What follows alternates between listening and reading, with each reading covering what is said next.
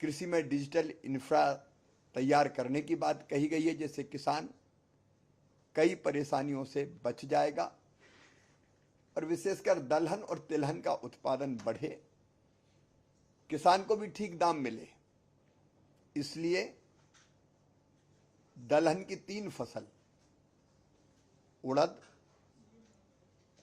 मसूर और तूर अरहर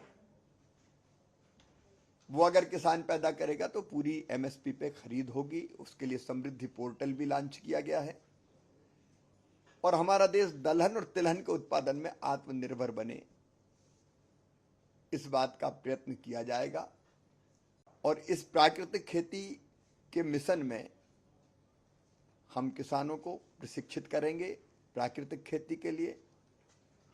प्राकृतिक खेती में केमिकल फर्टिलाइजर का इस्तेमाल नहीं होगा, तो जो उत्पाद होगा, उसका फल हो, सब्जी हो, अनाज हो, वो मनुष्य के लिए बहुत हितकारी होगा। कई बीमारियों से बचेंगे और धरती का स्वास्थ्य भी सुधरेगा। तो प्राकृतिक खेती का मिशन आएगा।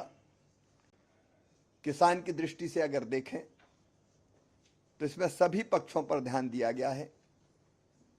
उत्पादन बढ़ाना, क्योंकि लाभ तब होगा जब उत्पादन बढ़ेगा। उसके लिए फल, सब्जी और अनाज की 109 नई वैरायटी बीज की वो जारी की जाएगी, जो जलवायु अनुकूल होगी और ग्लोबल वार्मिंग के इस खतरे में चाहे ज्यादा तापमान हो या कम पानी हो, अच्छा उत्पादन देंगे। न केवल उत्पादन बढ़ाने की बात है, अपितु लागत घटाने के प्रयत्न भी इस बजट में हैं।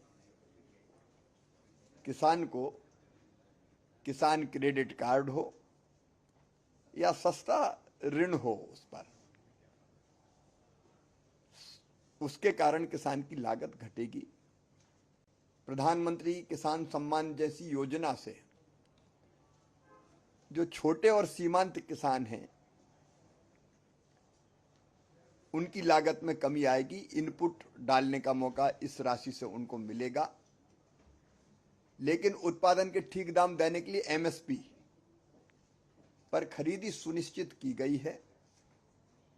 और अभी अभी जो हमने खरीफ की 14 फसलों की एमएसपी